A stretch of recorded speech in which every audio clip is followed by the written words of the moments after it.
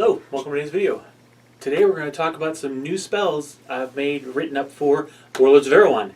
Hopefully you'll want to use some of these in your own campaigns. Stay tuned.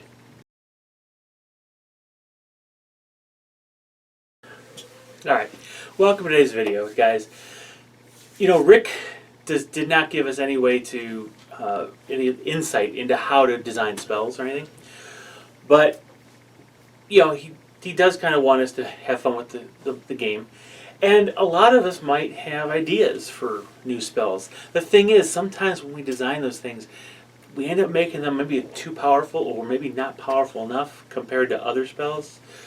So it's really a fine line. It's not an easy thing to do, and I am not suggesting that I've got any answers here. I just have some things I've done I want to share with you. Now, one of the spells was inspired by a friend of mine, Dave Mullen, who runs the Undead Halflings, which you may have seen already in my earlier videos. There's also a Adventures of Niggleroot, Warlords of Erehwon campaign going on that'll kind of also show that. One of the spells was inspired by him. The rest I've kind of taken ideas from old D&D days and some other inspiration, fantasy inspiration, to come up with an additional list of spells. Just give more variety. Not that there's not a lot of variety, right? It's just if you want to have a slightly different feeling battle mage, here's a way to do it. So I've got my notes in front of me, and forgive me for the glasses, but you know, age is what it is. All right, so let's talk about the first one, Fog. This is actually kind of one of my favorites because it was a great idea Dave came up with, and it took a little bit of monkeying around, tinkering, we'll call it tinkering, to make it work the way I think it needed to, and the way so Dave felt comfortable with it. You know, most of these spells, they have a radius, and usually it's, you know, the range is either, you know, a certain, 10 inches or 20 inches, or it's a certain number of inches times your magic level. But it's not, none of them kind of felt right the way this one was. Because whereas other units, spells would affect units within, like, let's say 10 inches of the caster, all you need is one model within there for it to affect the whole unit. That's not a bad thing, that's just the way they were written, right? Well, for Fog, that didn't quite feel right. Because if I've got the toe of one of my soldiers in the fog cloud, all of a sudden the fog stretches over the rest of the unit, that didn't quite feel right. So I had to play around a little bit. So here's kind of how it plays out. Now, casting value is 8. We'll talk about casting values in a minute. So it's not that hard. It's a typical mediocre spell. The range, this is where we had to play around with it. We wanted to have a diameter, right? A radius to cover. So 5 inches per magic level was too short, 10 was too big. So if you think about a 10 inch per magic level, that's a 30-inch radius. That covers, covers the entire table front to back if you're in the center of it. That's too big. At 15, okay, so again, we're assuming level 3 mage. Even a level 1 mage, 20-inch bubble, 10 inches any direction, that's half the table width. That's huge. Or almost half. So it's a little bit too much. So let's do something kind of in the middle. Let's do 5 inches plus 5 per spell level. So you start with a 10-inch radius. So there's your, like, a 20-inch bubble. That's pretty good. But it only goes up 5 per. So Fog of 5 inches plus 5. On magic level 3, it's 20 inches out. 20 inches, so that's 40 inches. But here's the kicker. The entire unit has to be in for it to have an effect. So that's kind of how the range, I had to play around with the range thing. So, in summary again, the units have to be fully within 5 inches plus 5 inches per magic level of the caster for it to be affected. Now, Fog isn't as powerful as some of these spells that block shooting. Not really. It isn't because it doesn't have the full length and or full range, and the entire unit has to be within the bubble. If one model's outside, it doesn't affect shooting attacks. So instead, the way this works is, as long as the unit's entirely within the fog area, it is obscured completely. So you cannot draw line of sight to it for any reason, spells or shooting. That makes it pretty important, which is why it's a casting level 8. If you look at Sorcerer's Shield, that is a range of 10 inches per magic level, and that allows all friendly units within range. So again, 30 inches, 60 inches across, that's almost the entire table. Huge for 7. And that basically means the opponent is only hitting on ones. That's not all that great. And when you look at Enchanted Shield, that's only one friendly unit. Aura of Courage, same thing, but that one's only range 10, so that's pretty good. That's 8. That's not too bad. The Endow Strength, 10 inches, is 8. Look at Enchanted Shield, that's 8. Again, that's 10 inches per magic level, but it only affects one unit. Now, those things, though, those affect those units pretty substantially. What I think that the 8's just fine here because it does two things. Yes, it prevents the opponent from drawing line of sight to you, and obviously you can't shoot or be shot. You're in the fog, so you can't see either, so you can't shoot. That completely negates any exchange of missiles or archery unit shooting. So there is slight downside. It's not necessarily as effective as you may think it is. Because it is an area, every unit is affected, not just pick and choose which ones. So I'm thinking 8's the proper casting value. It's not too strong of a spell, even though it does prevent the opponent from shooting. It also prevents you from shooting. So it doesn't need to be too difficult. 8's good enough. And again, there's a chance your opponent can dispel. Pretty good. So that's the first one. That's the one Dave was inspired. Matter of fact, his character concept of Niggelroot, the halfling necromancer, kind of started with the fog spell. And that's where he pitched it to me.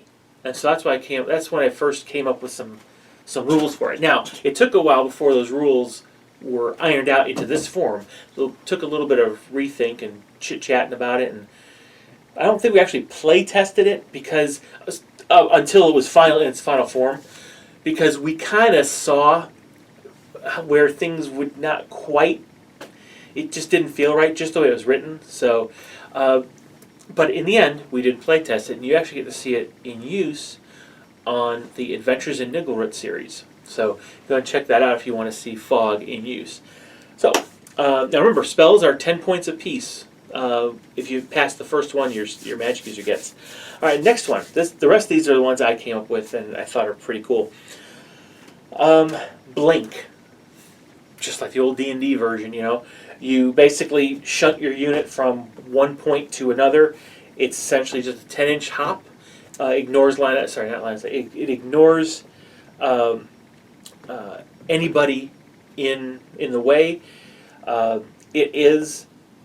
You do have to have line of sight to the target point, but you can literally jump through a forest that you can't normally see through, or to the other. Sorry, not through it, but to the other edge of the forest, without worrying about the stupid visibility or agility tests.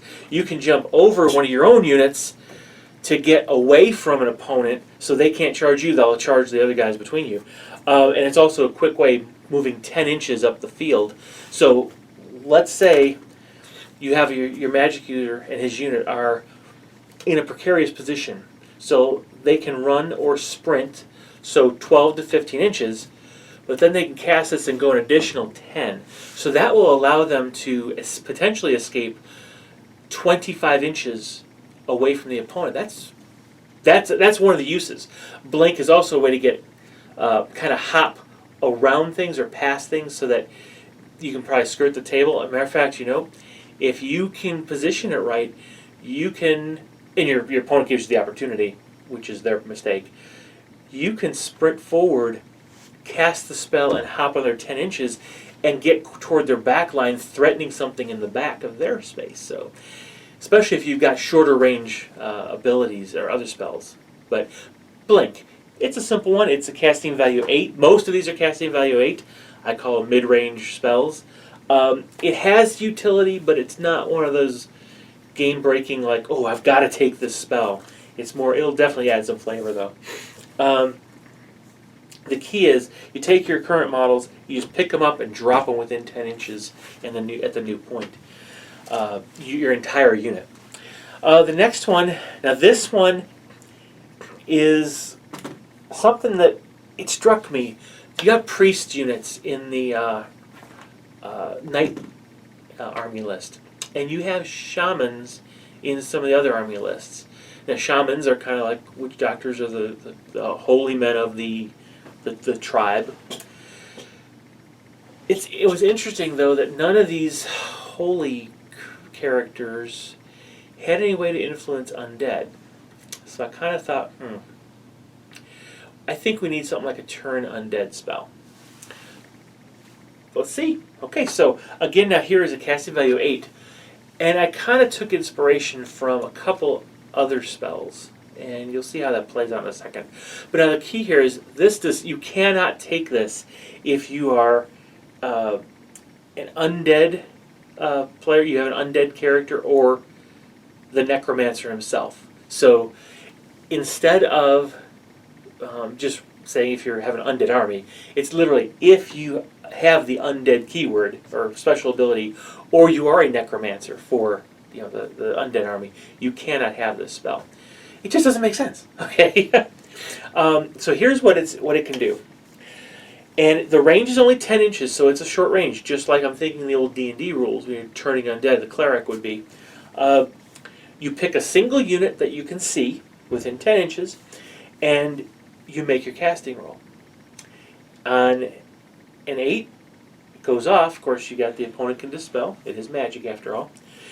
Now, if successful, that unit you just targeted, the undead unit, is immediately given a run order, and the unit must run directly away from the caster, using a sprint if possible. So you're turning them, they're running. Now, if the unit already has an order die on it, you change that order to run. So if it was down, it's now going to be a run. So you benefit the player that way, but still, you move directly away from the caster at a sprint if possible. So it's sort of a divine intervention, but not, because you're not taking the die and using it for yourself, but you are kind of determining what that player is going to do with that unit. So that's kind of why I put it at an 8. It only affects one unit at short range, so you hope you're not near something else. And now if it's a magic user using it, they don't often have armor, so they're could be in a precarious position, but maybe it's a situation where you're being pressed, your magic user is being pressed by undead armies, and you don't have many places to go, you're hiding, so you cast it, at least you get some breathing space from one unit. That's one way to do it. It could be, you could play this idea from a campaign perspective or within your area, that the priest in the knightly order, the knightly list, can use this as if he were a magic level 1. I don't know. I don't do that here in our area. It's just a thought I have. I'll let you know. Here's the thought I had, right? All right. So the next one is levitate. Now this one I particularly did like the idea, because who doesn't love magic users that can move around in the air? And that's a spell that's in D&D that I was used to. So let's do levitate. What does that do? Well, it allows you to fly. Cool. The thing with this one is, though, because it gives you an ability, it has to have a duration. I had to try to figure out what kind of duration should I give it. And who's affected? Well, the wizard's going to have a unit with him. So it's going to be more than just the one guy. So, okay, so it's going to affect the whole unit. Again, casting value 8. And it's going to give the unit the fly rule. Now, the thing is, what is the good duration for this? You don't want it to you don't want it to stop flying just because you cast another spell, or because you tried to dispel something. That doesn't seem right. You don't want to automatically have it not work on your next activation. So what I decided to do is you retain the fly rule until you take a wound or you go down for any reason. Okay, so if you fail your order test to go down, you stop flying, you go down, the spell ends.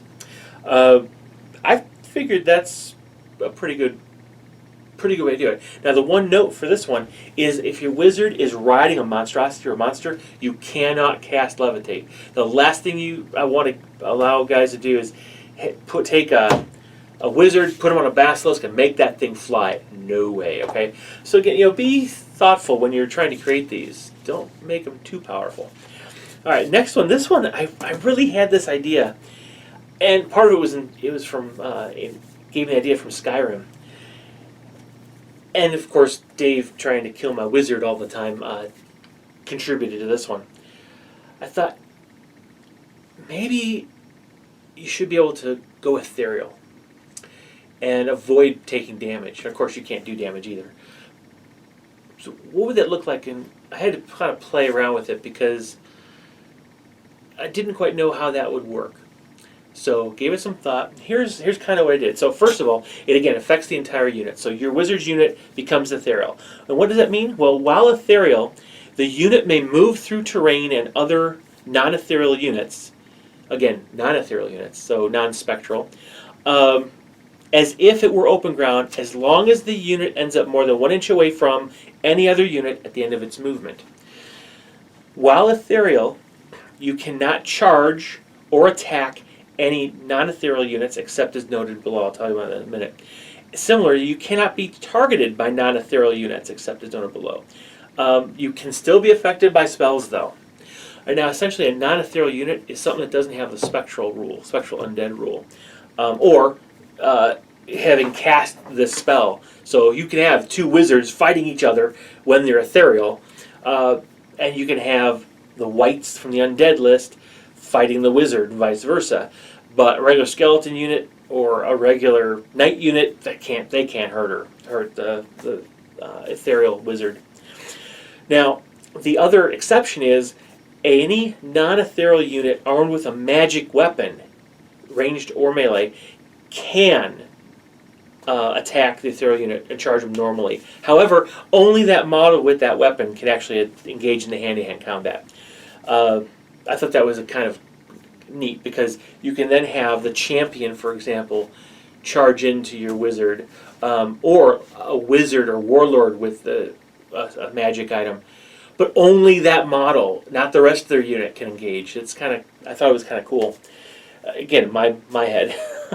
Now, another thing, of course, if an ethereal wizard has a magic weapon, it can attack back in hand-to-hand combat. This is a key, the ethereal wizard cannot attack non-ethereal targets. So that warlord unit guy came in with a magic item and his buddies. When they attack, only the warlord gets to attack, but the wizard cannot attack back because none of them are ethereal. So of course, if the wizard has a magic item, then he can attack back. So that's kind of how that works.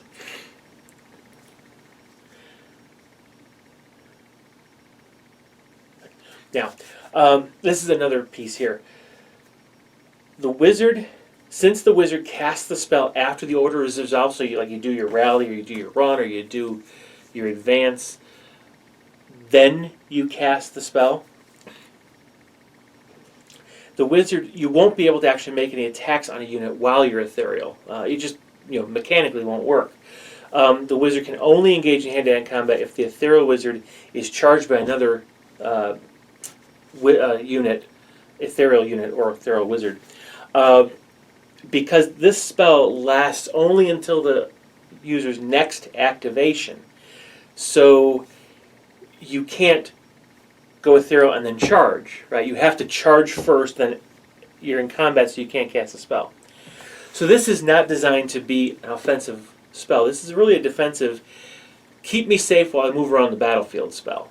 Or let me move to a position where I may be in danger, but I need to go. Cast ethereal, now I'm safe for the turn. Next turn, when I activate, I can choose to do whatever's next, which may be continuing the same thing, moving, safely moving. Of course, you gotta watch for those spectral undead or the magic weapon. Here's one thing that's kind of cool, though. While the wizard is ethereal, see, he can still attempt to dispel the enemy wizards. It just makes perfect sense. Now, again, since you're only able to cast one spell, this ethereal thing has to be kept going. So you're either going to cast ethereal and continue, or you're not going to be ethereal and you're going to cast another spell. So there's no reason to state that you can cast spells while ethereal. You're not going to be ethereal if you're going to cast another spell. That's just how this one works. So the one thing, again, I'm going to reiterate here, any unspectral undead are considered ethereal, and of course any ethereal wizard is considered ethereal. Those are the only types of units that can attack you, or you can attack them without the magic item. So there's ethereal. It's a casting value of actually 8, because again, your wizard is pretty useless while he's ethereal. I mean, movement-wise, he can do things, but he can't attack anything. He can't cast a useful, I'll call it a useful spell. He can still dispel, but he's pretty much not part of the game during the rest of the turn. So that's a good thing, because you're going to keep him safe. So 8 makes sense. All right, so let's go to the next spell. This one, there's already something like Endow Strength, which makes your allied unit a little bit more efficient in combat, with +1 to hit, basically, because +1 strength. I wanted to do something a little differently, because I wanted to have a spell that reflects like you giving a battle craze to one of your allied units. So this was like the wizard. It's called Frenzy. The wizard boils the minds of his allies, plunging them into a bloodlust. I don't remember where I was inspired by this effect, but essentially it's again casting level 8. Range of 10 inches only. It doesn't need to be that far. You're a battle mage. You should be getting close with these guys. And the thing is, it's going to affect all the friendly units within that 10 inches. So I'll just put a counter on each one. And until the end of the turn, the models in those units will get 1 extra hand-to-hand attack. That's spectacular. I mean, well, I think so. Anyway, it's almost like giving them something better than a Frenzied Charge, which is just +1 attack on the charge. This is +1 attack for the rest of the turn, no matter how many times they fight, whether they charge or are charged. So it may make your opponent think twice about charging one of your units, especially if that unit's already got pins on it. Because, yeah, let's say you got 8 models left and they got 3 pins on it. Okay, it's going to strike back with 8, now 16 attacks? Instead, maybe the odds will stay, who knows? It's up to the opponent. It puts this question in the opponent's mind. But, so Frenzy, that's a whole other spell. The next one is a classic, Teleport. You gotta have Teleport, right?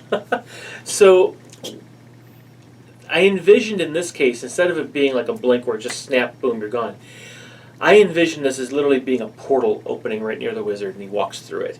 And so, yeah, the wizard opens a portal, and his unit steps through to appear in another location. Now, this one, because of how far this is, 10 inches per magic level, its casting value 7. This is a huge move across the table. Toward the opponent, away from the opponent, to the other side of the board, so you can really escape the opponent really, really quickly. Because think about this. let's say you can move 15 inches on a sprint, and then you can go 30 more inches with this teleport. That's 45 inches. You can almost start on your table edge and land right next to the opponent's table edge. Almost. Going from one side of the table to the other is very easy as well. So this is a pretty powerful spell, hence why I gave it a 7. So it's a little hard to spell that way, but it's what it is. The whole unit is immediately moved to the new location within the range, but the new location does not need to be in line of sight. This is really cool because if you have an opposing, let's say the opponent's warlord or wizard hiding behind a forest, you can take your wizard, especially if you've got some competent, we'll call them bodyguards, pop right next to it, and now that unit's threatened. It puts a dilemma in the mind of your opponent. So teleport could be a lot of fun, especially if you want to escape. That's a big thing because I need to be able to escape Dave attacks on my wizard. Now this was an idea I had. I do not know where this inspiration came from, but I call it fell shade. Fell being an old word used to describe something menacing, dark, evil. The wizard basically he sends a shade to strike his enemy. So instead of him attacking, he basically sends this non-corporeal spirit type thing to attack. And so now it's a simple thing. It's not a very powerful attack, but so it's a casting value of 9, much like Fiery Balls is. It's 10 inches per magic level. So whereas Fiery Balls is 20 inches, this one has a range variation to it. And it's only one enemy unit within line of sight. If what happens is that target unit is hit by one hand-to-hand attack, not a shooting attack. It's a hand-to-hand attack as if it were in melee with the casting wizard himself. So you use the wizard's stats, and the attack counts as magical. So that's not important unless you have these spells like Ethereal here, or you create a special creature with a special rule that's only affected by magic items or magic. And it uses the caster, like I said, strength and weapon stats. So this is kind of cool. If you're able to give your wizard a nicer weapon, or maybe even a magic weapon, you can use that magic hand-to-hand weapon at range, so to speak, because the shade that you have is using the same weapon stats and the same abilities at your own strength. So the attack also gets the +1 to hit as if you had just charged, even though you haven't. So it's just a one attack. Doesn't matter how many attacks the caster normally has. You think about it, some of the undead, when they have a caster, is also their warlord. They got multiple hand-to-hand attacks. Here it's only one attack. That's why it's cast level 9. Now the target though can't strike back because you're not really there. It's a non-corporeal spirit doing the attacking. And there's no follow-on combat. It's just one hit, boom, you're done. And it's resolved as normal, but since there's no winner, there are no break tests or consolidations. It's just simply the chance to do a wound, or not even a pin. Well, if you do a wound, it is a pin, right? Because you're treated as if you're in hand-to-hand combat. There just are no winners or losers. And so there's no consolidations. So you could put a pin if you damage the opposing unit. Okay, next one. Now this is one I've wanted to have for a long time. Just couldn't figure out the mechanics until your mind has to work on things for a while. So Wall of Fire. I've always loved this ability in fantasy. You summon this fiery wall, right? And it just looks cool. But I want to give it some oomph. So this one is a casting value 7 because this is kind of fun. The range is 10 inches per magic level. So what you do is you have to pick 2 points that are within range of the caster. And they have to be within a certain distance of each other. So they have to be at least 5 inches plus 5 inches per magic level. So let's just use a magic level 1 wizard. He can cast this out to 10 inches away and pick 2 points that are 10 inches from each other. A Magic level 3 will do it out to 30 inches, but the points have to be within 20 inches of each other. 5 plus 5 more for each magic level, that's 20. Anyway, you create a wall of fire in a straight line between the 2 points. It doesn't curly Q, it's straight. And that wall can't be placed in contact with any unit. Okay. However, any unit moving through that wall of fire each model individually suffers a single strike value 1 hit. Now it's a hand-to-hand combat hit, so there's no pins, but essentially you're not going to get a pin for every model that dies to that like you would in hand-to-hand combat. But once you move through it, regardless of how many models passed or failed the unit takes 2 pins. So think about fire in general. It does 2 pins to you. Fiery shooting attack, fiery balls. The fire special rule gives it +1 pin. It's normally a shooting attack, so it's 1 + 1 is 2. Here you're walking through fire. That's a little disconcerting. So there's a pin for that. It's fire, so +1 pin. So 2 pins. So unit can go through it, but it might not fare very well. You never know. That's why it's a casting value 7. And the thing is, the wall of fire only lasts until the end of the turn. As soon as the end of the turn here, it's gone. So you need to be careful when you cast this. Do you cast it? Are you going to be in a position where you have to cast it early, so you have to do something with your wizard before maybe you want to later? It's just there's some decisions to make. You activate your wizard too late, you might not have as much benefit. Of course, if you're forced to activate your wizard first, hopefully the wall is going to buy you more time for your other units to do the things they need to do. All right, next one. I've always liked this idea. I think Skyrim and D&D kind of both inspired this one. But I've never liked the fact that I can't have armor on my elf mage. I do like the fact that my shaman for my lizardman has built-in light armor. So I thought, well, you know what?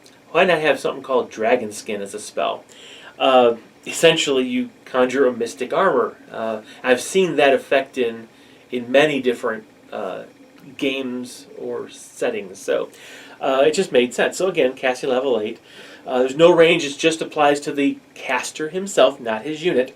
It's only the wizard model. And you basically have medium armor. Your res goes up 2. Now this is important. The res is increased by 2. So if you do have a mage that has the ability to have light armor, or your res is like a 5/6, you will immediately go up 2 more, so that 6 becomes an 8. Now if you just have it's like heavy armor then.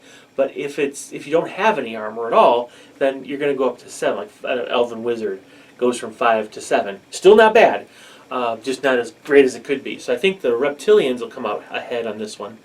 But elves are definitely going to take advantage. A lot of wizards are going to be able to take advantage of this spell. And this one, armor is in place until the end of any round of combat in which the wizard suffers a wound. Okay, so if you have a shooting attack you're hit with and you take a wound from that, the spell drops. If you're in close combat, the spell stays around until the end of the current round of fighting. Now, if you think about it, let's take a look at what the round of combat is in a hand-to-hand combat. Okay, looking at I go to page 39 because it's in the follow-on combat where it's very clear how a round. It says like this: if both sides survive a hand-to-hand fight, then the winner can decide to continue fighting. In this case, fight a further round of hand-to-hand combat exactly the same way. You can only fight 1 round of follow-on combat. So, each exchange of both sides doing 1 attempt to hit each other is a round of combat. And a hand-to-hand thing can have 2 rounds. Round 1 with a follow-on round. So, in this case of the spell, you are going to maintain, no matter how many types of weapons you're hit or how many models are attacking you, you're going to keep your armor, mystic armor, in place until the end of that round. So this is where it's important. You're charged by knights, let's say, and they've got war horses, they've got lances, right?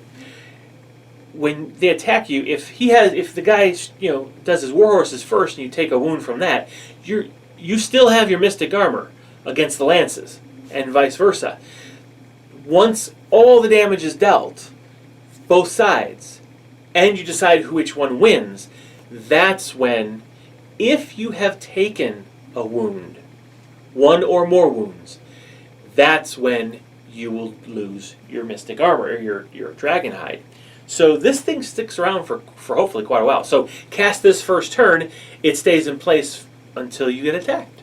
That's what I think is pretty good. So that's why it's casting value 8. All right, next one. This is kind of fun. I've always wanted to do something like this, and I like this in some different games I've played. It's called Tremor.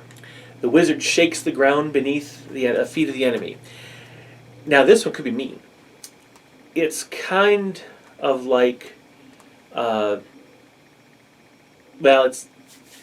it's sort of a cross between an Aura of Timidity targeted at 1 unit and Beastly Breath or something like that, because here's the thing. The casters is cast value 8, and it range is 10 inches per magic level, so up to 30 inches for a magic level 3, and it's 1 single unit within range. Now, does not have to be in line of sight, just within range.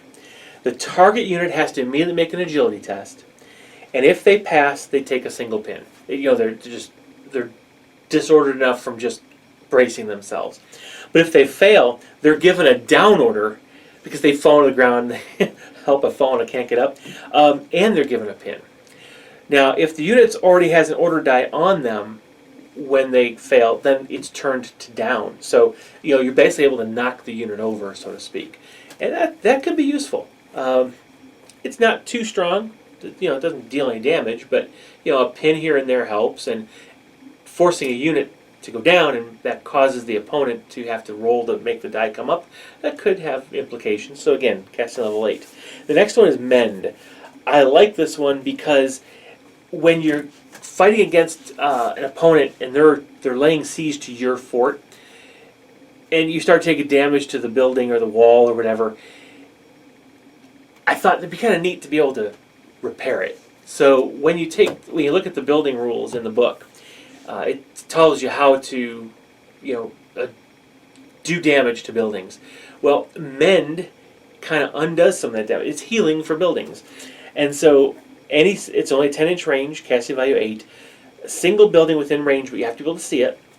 The target building gains 2d6 hit points back, and if you can't take the building's hit points over its starting value.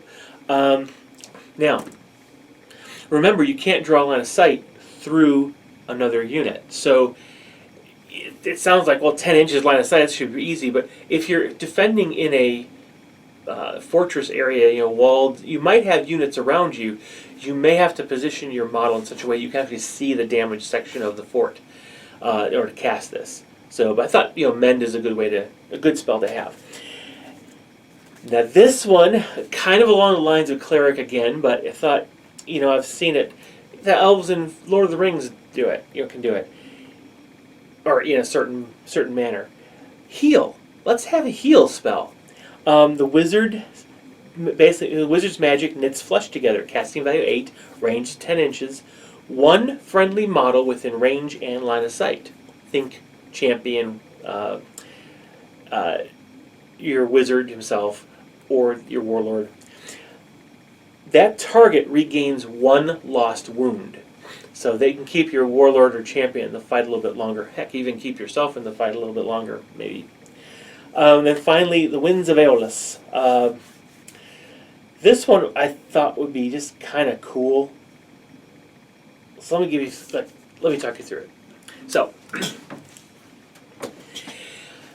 I always liked the imagery of the force of a spell knocking back a unit, or a storm mage, conjuring a fierce wind. You can call your guy a storm mage and use enchanted shield or sorcerer's shield to, say, well, the wind is violently blowing around. Now the arrows are your missile weapons are harder to hit you, but this is specifically a wind-based spell that basically push your opponents around. This is forcibly knocks an entire unit. So what the wizard summons a mystical wind that can knock his units back. Now when it says mystical, that's not necessarily magic wind, but just summons the wind.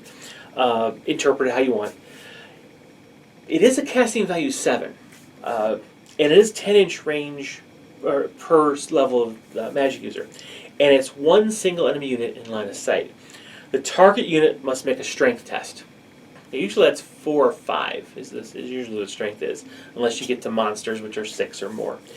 Now, if passed, then the unit takes a single pin, much like Tremor before. However, if it fails, it moves directly away from the casting wizard up to 5 inches, but no closer than 1 inch to another unit, and immediately takes 2 pins and a down order. So you're actually physically blowing them down the table, okay? And they're going to tumble, hence the 2 pins, and going down. So it's a cool image in my mind for that one. So I like that one. Now this next one, it might be a little controversial. Dave and I have been talking about it. This one I came up with. I was excited about it. Told him about it, and he was a little bit, well, I don't know. But let's throw it out there. Let me know what you think below. It's Dispel. Now, remember, every time you cast a spell, your opponent has a chance of resisting it. That's not quite Dispel, but it's resisting it. It negates the spell from even starting. This spell is a spell. If you cast it, your opponent can resist it. So, this is not 100%. It's still a chance. Now, because of its, of what it can do, it's a casting level 7. So its casting value is, it's a more difficult spell. But it only has a range of 10 inches. Now that's important because it can only affect a unit, a spell or effect that has a duration on it. So, for example, your enchanted shield, or your endow strength, which lasts until the end of the turn. If you're within 10 inches of that spell effect for that unit, that's when you would be able to use this spell. And so if it's not resisted by the opponent, that spell effect on which the spell was cast immediately ends.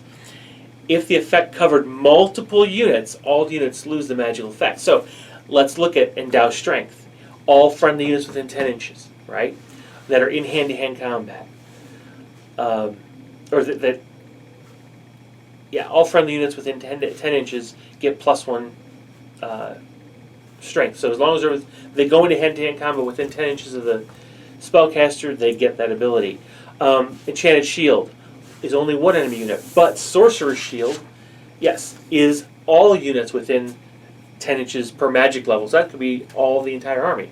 That is one spell covering that whole thing. And this Dispel is going to affect the spell, not the one unit. Okay? And so it basically ends the magical benefit. So it acts like a resist going off. So, if they cast this, like Sorcerer's Shield, and you happen to have Dispel, there's not a lot of spells where this can actually benefit you, but this is one of them, Sorcerer's Shield. You can cast this if you failed to resist, or they rolled a 1 on their spell cast, and that allows your archers to do their job. So if you look at the list of spells, you're going to have, let's see, trying to see how anything that have a duration. Enfeeble Foe has a duration. Sorcerer's Shield has a duration.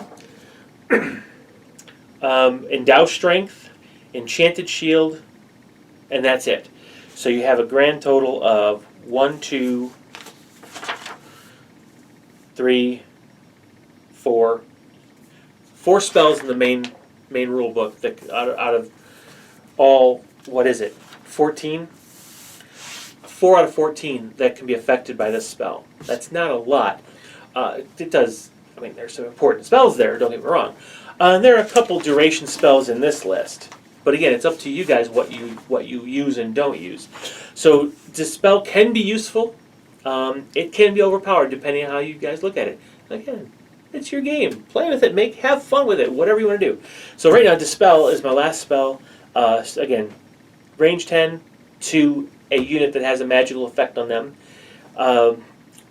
Casting value 7, and it cancels the spell basically. So those are my spells that I've come up with. Hope you might find some of them useful or interesting. Maybe it'll inspire you to create your own spells for your own games of Warlords of Erehwon. So thanks a lot for sticking around. Share, like, subscribe. We'll see you in the next video. Bye-bye.